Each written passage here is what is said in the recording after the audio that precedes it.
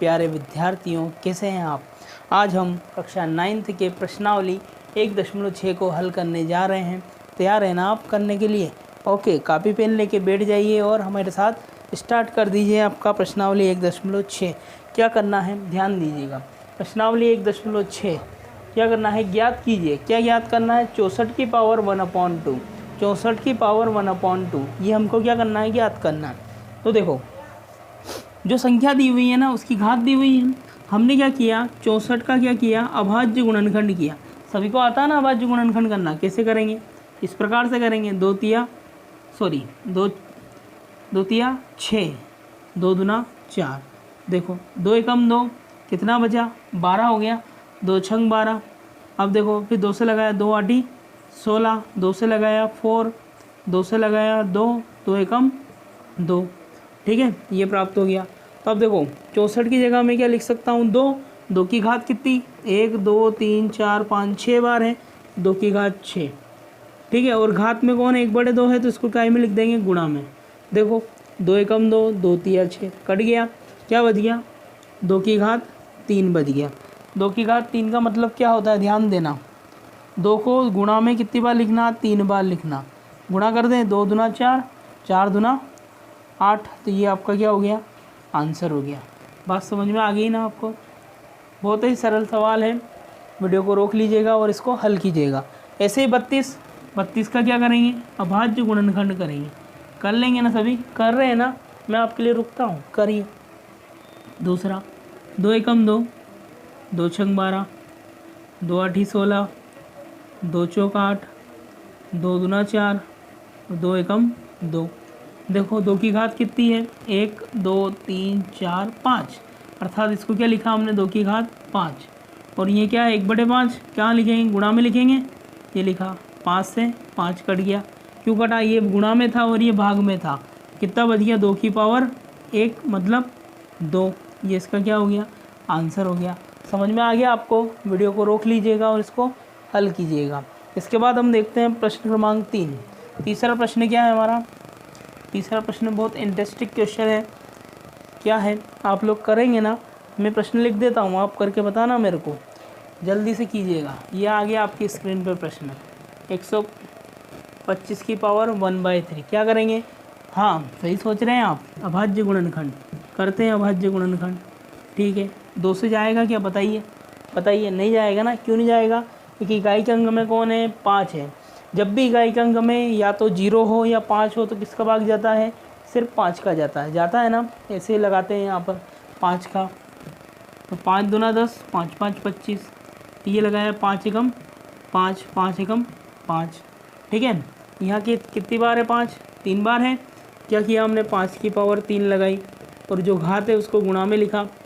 तो ये भाग की संख्या गुणा से कट गई। कितनी बच गया, 5 की पावर 1 मतलब 5। ये इसका क्या हो गया, आंसर हो गया। बात समझ में आ गई आपको?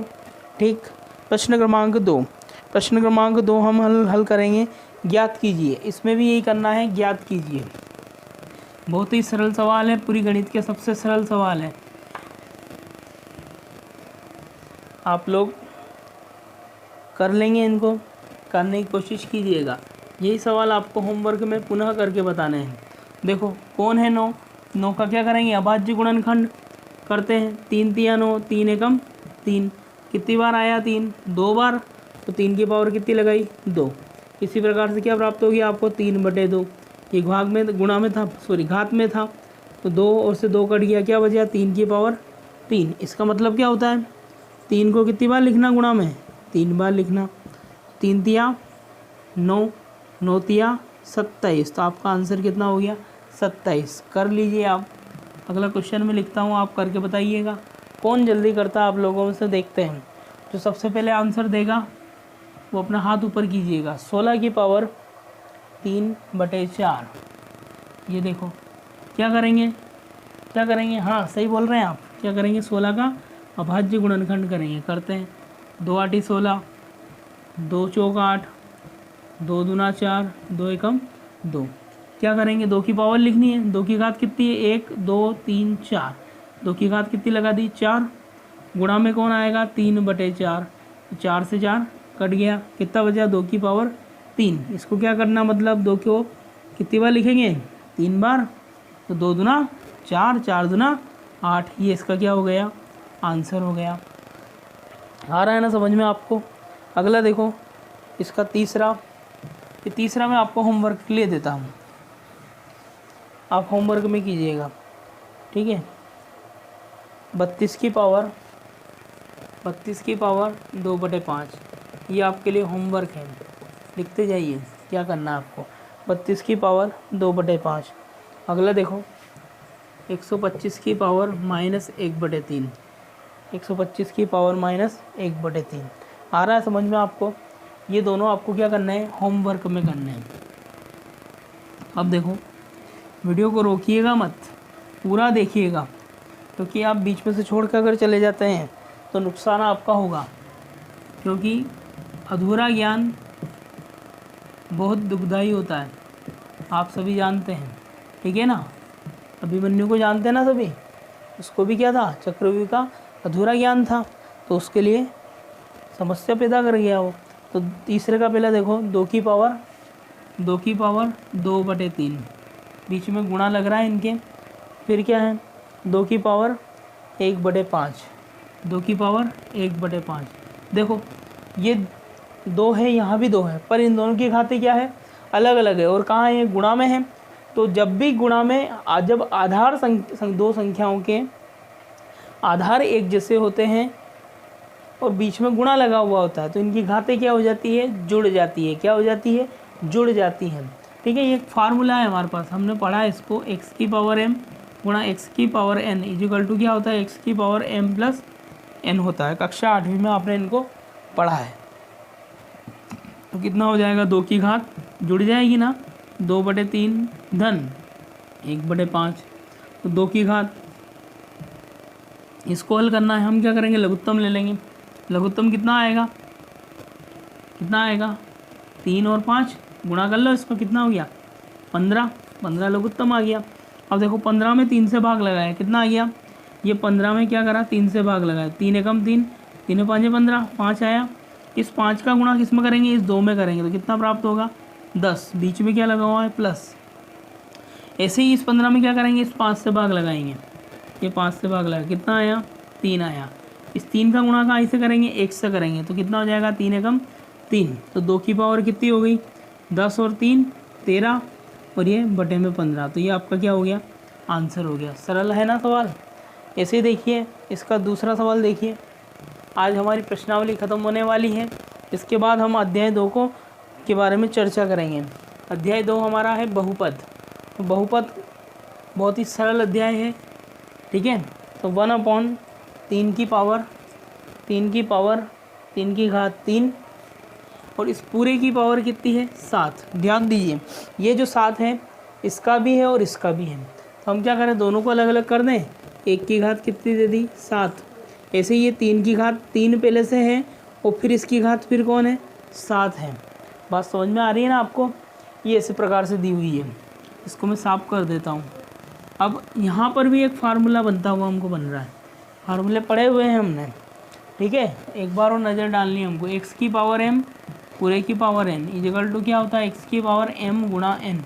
अगर आधार एक होता है और उसकी घातें इस प्रकार से एक के ऊपर एक कंधे पर चढ़ी हुई होती है, तो उनका क्या हो जाता है, गुणा हो जाता है। तो देखो इसको देखो, यहाँ भी ये कंधे पे चढ़ी हुई है, तो क्या हो जाएगा, गुणा हो जाएगा।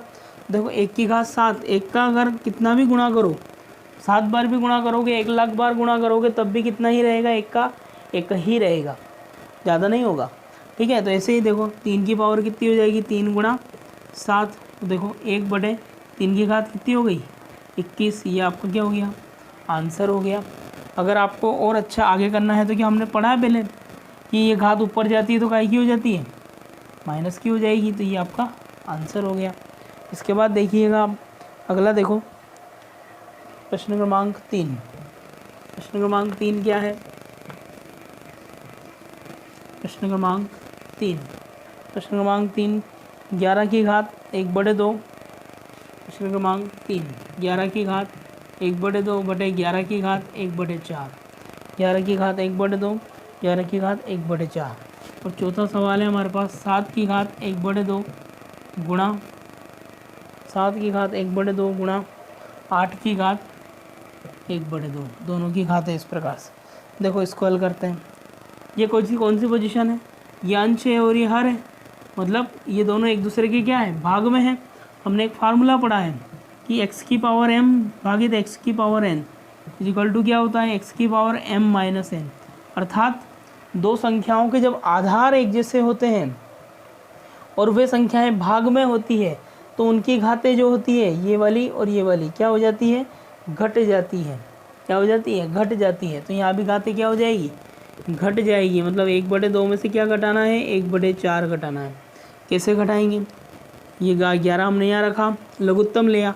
देखो बड़ा कौन है दोनों में से, ये बड़ा है, ये हमने क्या ले लिया, लघुत्तम में ले लिया। अब क्या करना है, इस 4 को इस 2 से भाग लगाना है। 4 में 2 का भाग लगाया, कितना प्राप्त हो गया, 2। इस 2 का गुणा किससे करेंगे, 1 से, तो कितना आ गया, 2। फिर देखो माइनस का चिन्ह लगा दिया। इसी प्रकार से अब यहाँ कौन है, 4 है, यहाँ भी 4 है, तो इस 4 को क्या करेंगे, इस 4 से भाग लगाएंगे, कितना आएगा, 1। और इस 1 का गुणा क्या करेंगे, यहाँ कर देंगे, तो कितना हो जाएगा, 1 और 1 हो जाएगा। ठीक है, तो देखो 2 में से 1 गया तो कितना बचा, 1 बचा, तो 11 की पावर कितनी हो गई, 1/4। ये आपका क्या हो गया, आंसर हो गया। बात समझ में आ रही है ना आपको, अरे आ रही है ना, आ रही है तो हाँ बोलो ना, आ रही है। देखो वीडियो को रोक लीजिएगा और इसको हल कीजिएगा। अब देखो अगला, देखो इसके बाद वाला क्या है, आप कक्षा 9वीं वाले अपने बेसिक को सुधारने का सबसे बहुत बढ़िया समय है, क्योंकि ये लॉकडाउन का समय इस प्रकार का आपको मिला हुआ है कि आप अभी यहाँ बैठे बैठे सुरंग बना सकते हैं। अर्थात आप इस प्रकार से सुरंग बनाइए जो सुरंग आपके बाद में जीवन में काम आए। सुरंग बनाने से तात्पर्य है इस प्रकार की जो चीज़ें हैं जो आपको नहीं आती हैं उनको करना सीखिए, कीजिए। इस प्रकार से आपको क्या होगा, नए नए अनुभव प्राप्त होंगे। देखो यहाँ कौन सा फार्मूला लगेगा, a की पावर m गुणा a की पावर n b की पावर m बराबर ab की पावर m। वहाँ क्या देखे थे, आधार समान थे।